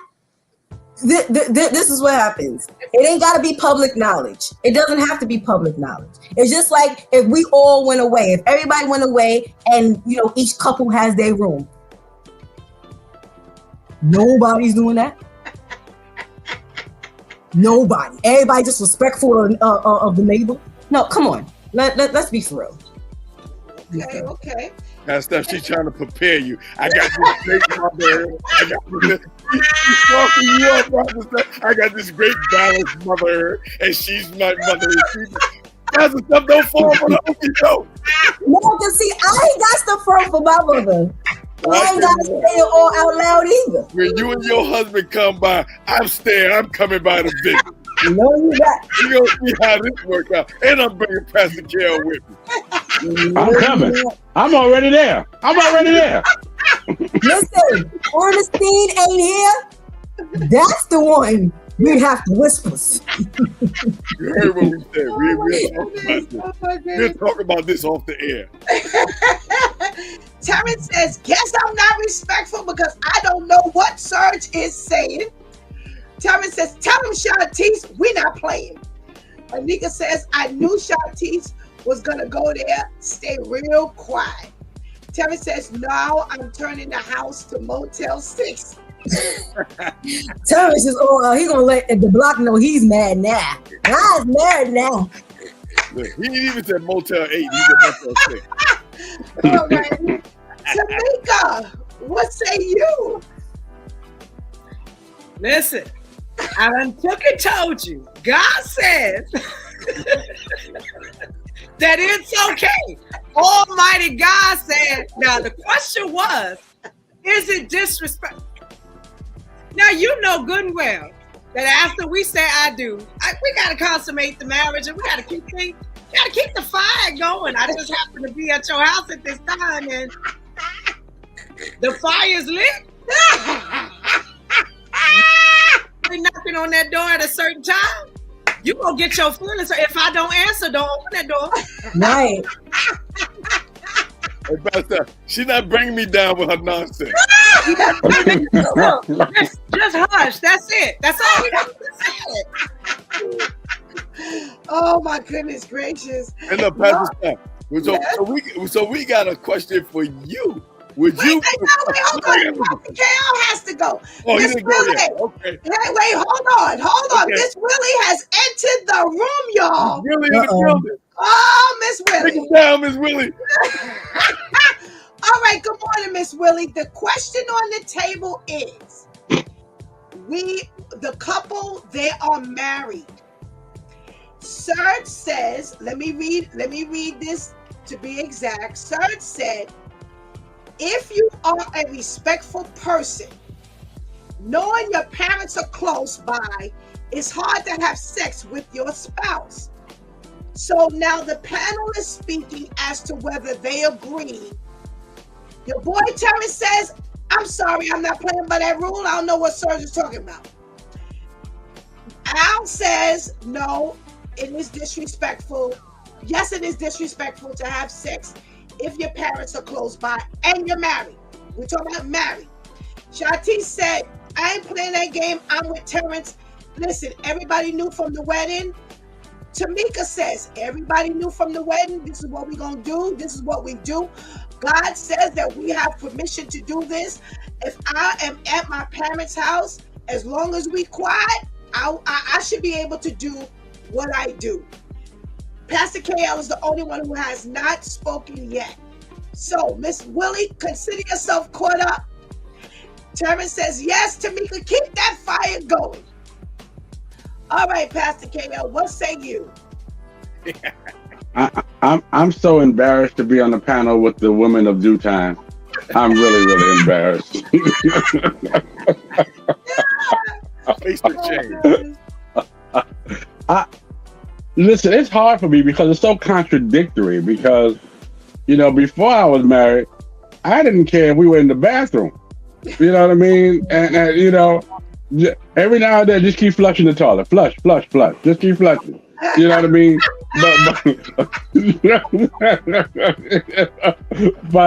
But I tell you, being married, I have never had sex in my parents' house. It's uncomfortable. I feel like I don't know. And then, I don't want to have to, put a pillow over your face looking like I'm suffocating you. You just about to die because we're in the act. This is dangerous. This becomes dangerous now. Now I got to keep on moving the pillow and going, breathe, put the pillow back on. This is dangerous. So no, I'm not doing that. They had to do CPR. Hold on 1 second. Right.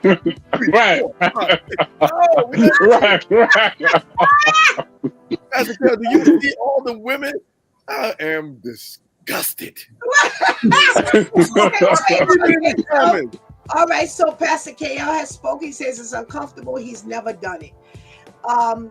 Miss Willie says you make too much noise. Sneak one in quietly. Wow. Terry says, Pastor Steph, you did not give your answer because I always let the panel go first. I never go first. Kenny says as long as you don't have a squeaky bed. I can't believe what I'm hearing. Miss Willie says, get in the shower, people. I couldn't in my parents' home. But listen, she first said, get one in. That sneaky in. That's right. Get that sneaky in. Okay. Terrence says, I have to bless my parents' house as well. Mama Willie, do you hear what your son's saying? Look, my mama house got 3 floors. Let's go in the basement. Don't you try to unlock that basement door. We're going to have a problem. You're going to have Miss Willie says, Kenny, as long as the bed don't break down. Woo! Kenny says, yes. All right, so I'll weigh in. My personal feeling is you're married. And as long as the whole house ain't got to hear what's going on, do what you do. I don't see anything wrong with it. You're married. And I think that's why I keep pressing you're married. I don't see it as disrespect at all. I don't say, why is it disrespectful? Why would it be disrespectful if you are married? That you have been, listen, Tamika keeps saying something that is key here. Shantice has said it. The Lord has said it's fine. Now, if I feel like this, if you as a parent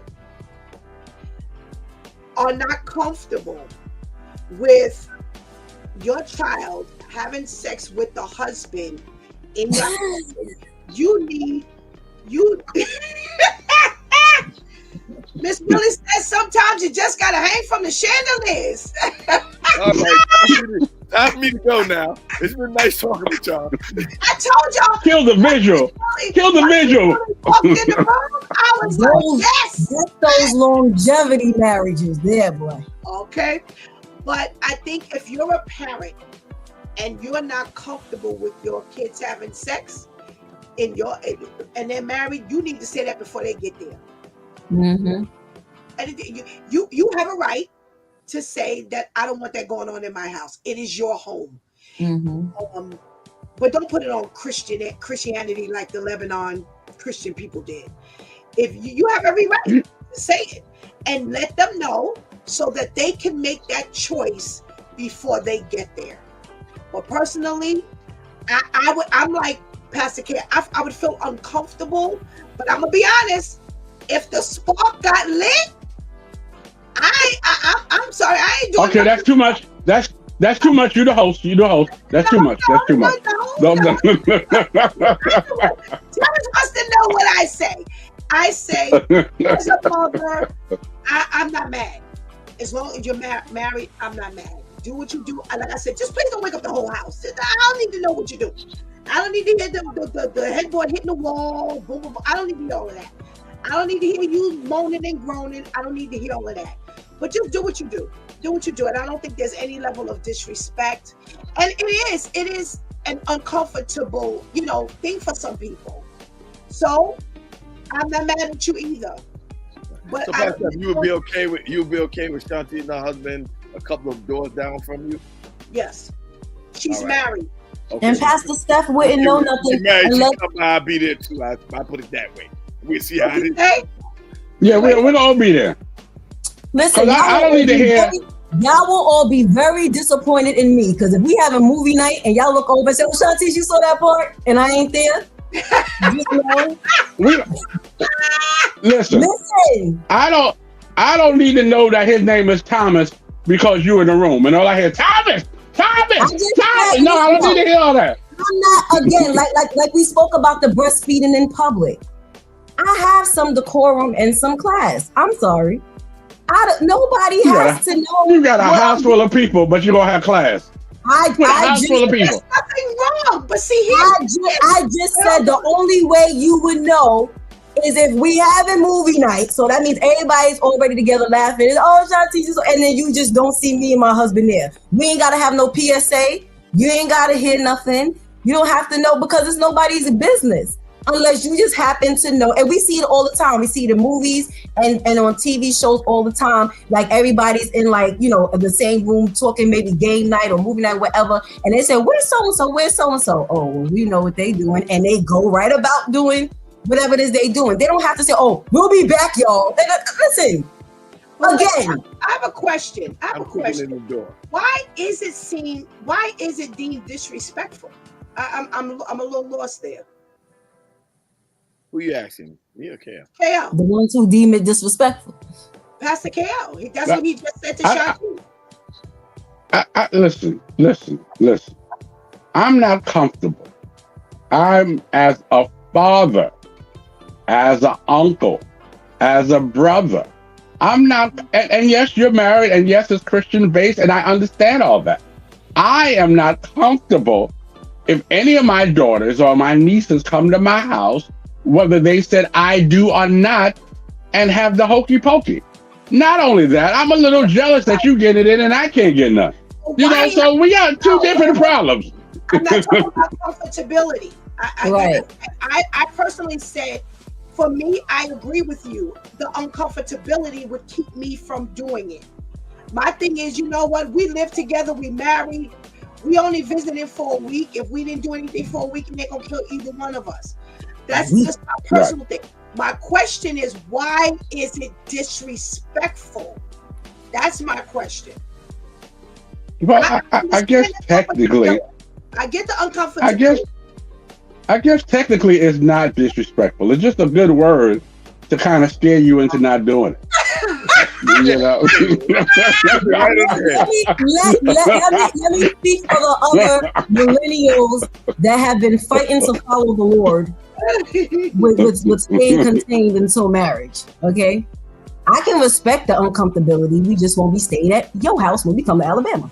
Well, that's fine. That's fine. Right. But as for me and my mama's house, because I know that. So you don't respect her uncomfortability, huh? That she's okay. Oh my God. Then again, this ain't got to be no PSA. We do the do, and we come back and eat the popcorn like we ain't miss a beat or we ain't miss a scene. It don't have to be.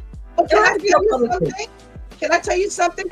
That's the kind of relationship that she and I have. Right. When we get there, I would say to her, I would say, yo, now listen, I ain't telling you to do it. I ain't telling you not to do it. I ain't gonna be mad if you do it. However, I don't even hear. Yeah, I just bet not hear you. I don't wanna know. That's the relationship we have. And I would say it in front of her husband. I don't know what y'all gonna do. I ain't gonna say y'all don't do it. I ain't gotta know. And then the people next door to you don't have to know. If y'all got that kind of thing going on, we live right where a ton of hotels are. Y'all go there, take care of your business, and then come back. But I just don't need, and that's the kind of relationship we have.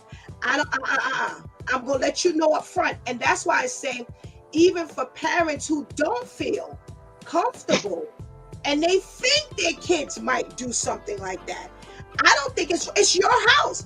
I don't think it's wrong for you to say that. Listen, but see, that's when we making the plans. When you say, are we coming from December 3rd to December 10th? That's what I'm saying to you right there, because that's the kind of relationship we have. I'm saying to you right then and there, listen, if y'all can't keep your business, you're only visiting me from the 3rd to the 10th. Now y'all married and y'all with one another every other day. It's a long time. Okay, so whether it's a long time or not, then don't forget the Holiday Inn is here. Red Roof is down the block. So-and-so's there. Be there. But I tell you what, I come over the house to eat some popcorn and watching the movie. I turn around and still not missing. I'm going to see what's going on. I'm going to see what's going on. Hey, Shanti, so let me ask you, Shanti, what if your husband don't feel comfortable? Okay, you comfortable. He's going to have to get over it. You know what I'm saying? So you just Ooh. You just gonna take it. You just gonna take it. No, but you know what's funny? Yeah. Wait, what he said? You just gonna take it, huh? Shut up. You know what's funny? You know what's funny? And I know she know what I'm talking about. Because any boyfriends, well, she's known all of them. They're scared. And I'm like, listen, let's just come on. And like, listen, your mother said. I'm like, listen, come on. And this back and forth has happened in front of her. But with anything.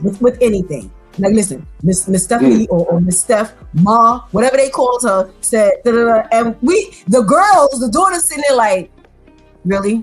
So we're not gonna go to the store? No, your mother said don't go to the store right now because food's almost ready. And we like, but it's on the corner. We'll be right back. No, because your mother said the food's gonna be ready in 20 minutes. It's at the corner.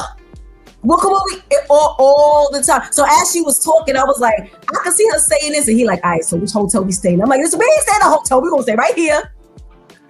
Right here. Okay. We're gonna stay right here. But you can't force him if he's uncomfortable. Why would I want to even? Everybody's uncomfortable. Everybody's pre-uncomfortable until it's time. See what I'm saying? Everybody's pre-uncomfortable until it's time to do. Until the spark actually happens. You don't care where you at half the time. I don't agree with that. For the record, everybody, I am not teaching her that. But teach me what? I'm not condoning that. Why? If he's uncomfortable, then honor that uncomfortability.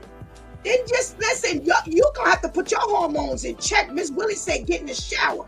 You need to take 5. I'm gonna be mad because you're running my water 5 times. Yeah, because that's another argument. Now I'm running the water bill. So either way, there's gonna be some hostility on either side.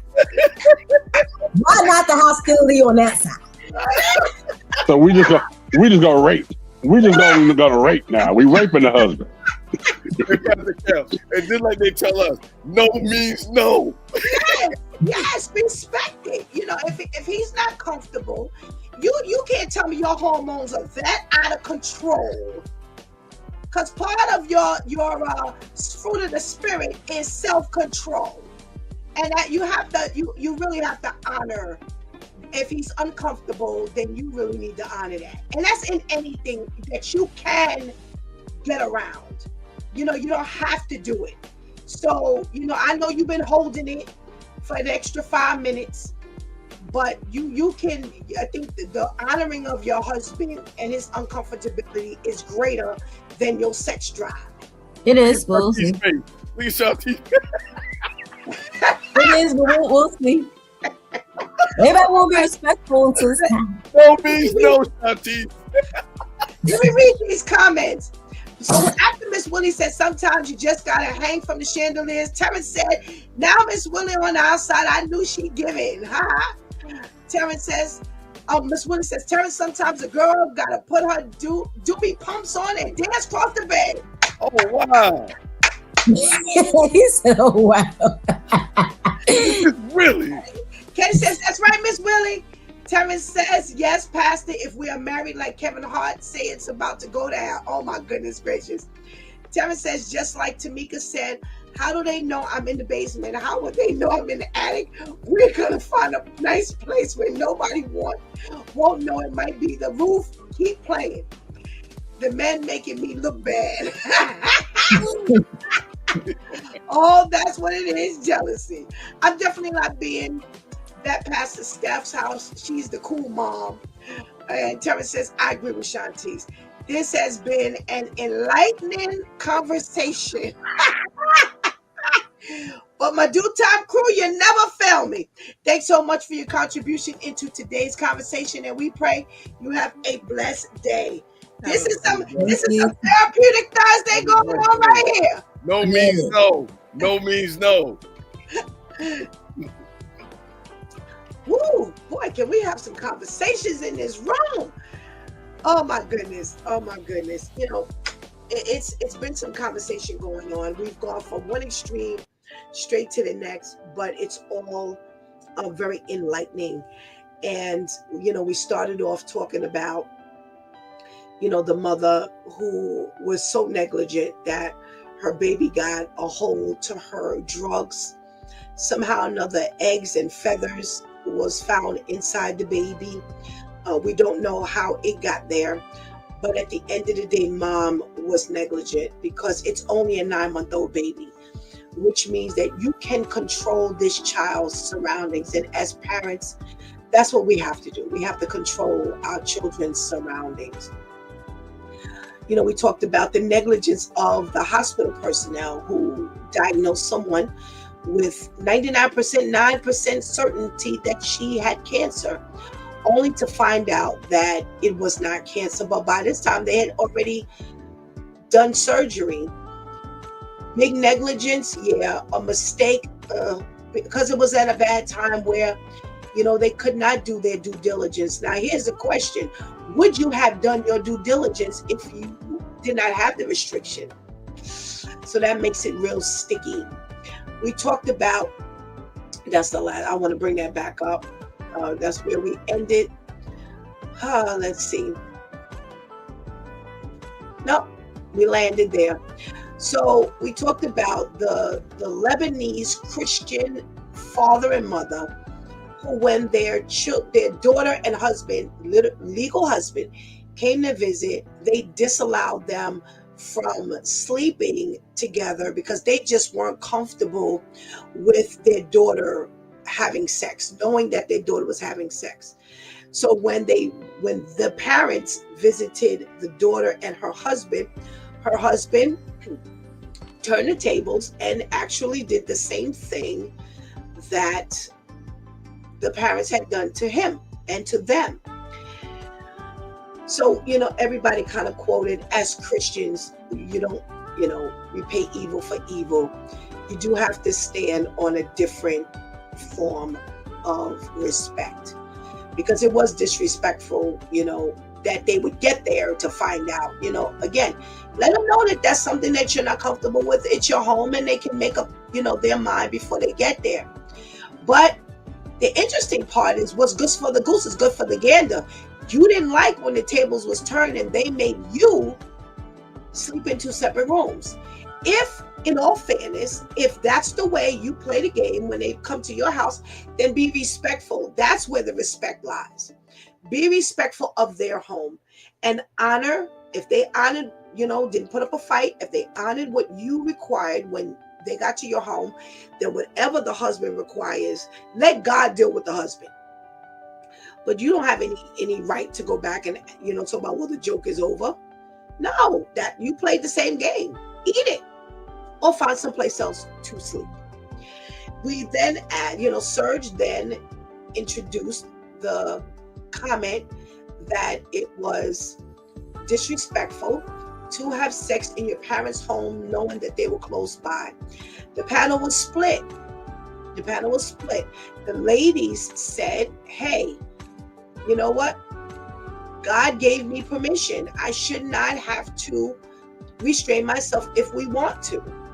The men, on the other hand, said no, it should not go down. It's uncomfortable for them, and they feel like it should not go down. But at the end of the day, there is no disrespect when they are married. Now, if y'all came in as a couple and I said, all right, you know, you're not married, but okay, you sleep in the basement and you sleep in the attic, then sometime in the middle of the night, y'all done met in between or upstairs or downstairs, and then y'all are intimate, that's disrespectful. But again, knowing that my children are coming here, you know, if you set the record straight as to how you feel. It's your home. So the Lebanese parents, you know, it wasn't nice, but you know, they did that. You know what I'm saying? If that was the way they felt. But why they felt that way was a little yucky. You know, they can't envision their daughter having sex. But again, then just be okay when they ask you to do the same thing. But again, you know, it's his house. It's the parents' house. So if they didn't want the sex going on, then you don't want the sex going on.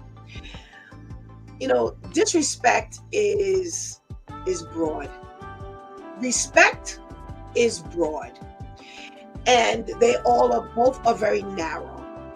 And I always say the answer to anything, the one thing I love about this word of God is there is nothing we will ever go through. And I said this earlier, there's nothing we'll ever go through that this Bible will not address.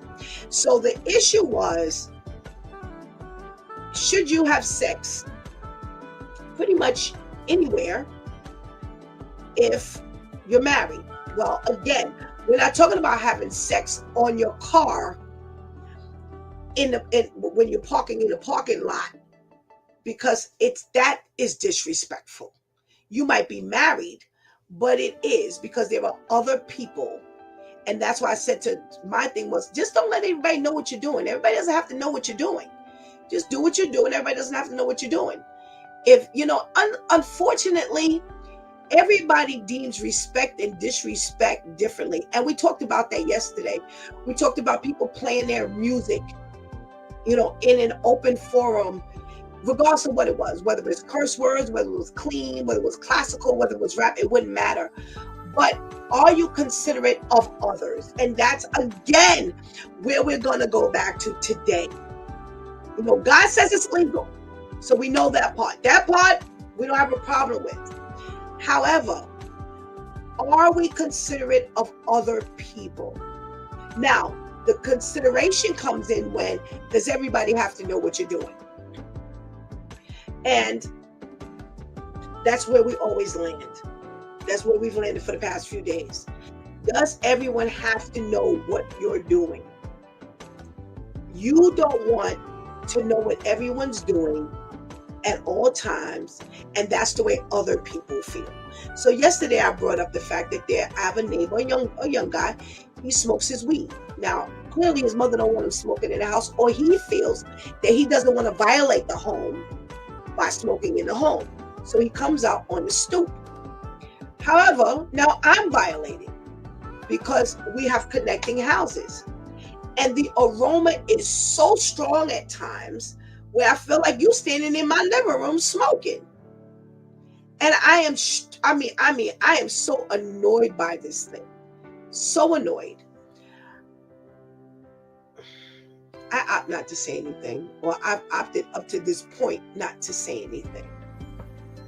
Because I do understand why he may not be smoking in the house, you know. But again, that's my personal, I don't like it, but my personal decision has been not to say anything up to this point. Because again, I'm trying to understand the lay of the land. The lay of the land says this thing is legal and people smoke it wherever because they haven't given any specifications. Don't smoke it here, don't smoke it there, unless it's a no smoking zone. So outside, It's not a no smoking zone. On his stoop is not a no smoking zone. Do I feel disrespected? Yeah, but have I brought that to his attention is another thing. Is another thing. You know, can you go out in the backyard, or can you go across, you know, across to the park or whatever? You know what I'm saying? Sometimes, and the Bible addresses that. If you have an ought with your brother, go to him. Say something. So I don't feel any hatred, or because I just despise the open ability to smoke, period. It's not just him. But again, because I understand that they've opened this rule that we're going to be subjected to certain things. And it's not a closed-in environment. He didn't come in my house. You know, it is what it is. So we need to go back to, again, what does the Word of God says? You want people to treat you the way you want to be treated. So maybe those who would have sex in the house wouldn't care if somebody else did. But again, like I said, I would make known what my parameters are. And that's what we need to do in this particular situation. But boy, when I talk about navigating through life, this is something else. It is so important that we navigate through life choosing God to be the head. Why? Because it's going to dictate what you do and what you don't do. It's going to dictate what you think and what you feel. It's going to dictate, you know, how you ultimately, or what you ultimately do. Let me put it like that. Because there are a lot, like I said, I can honestly go outside and say, listen, I'm so sorry. I know you're smoking out here and it's a free for all, but please be mindful that all of your smoke comes through my window. And I honestly feel like I'm smoking. That's how, and I know you don't have any concept of this. You don't. And I'm not going out there cussing. I'm not going out there with a bat. I'm not going out. If I decide to go out there, that's the way I'm going out there. It is to advise you that this is what's going on. Now, he might say, well, listen, you said you understand that this is an open place and I don't want to go to the park to smoke my weed, you know? And then where do we go from there? I would just have to eat it. I would just have to eat it because, again, the law allows for people to smoke weed anywhere.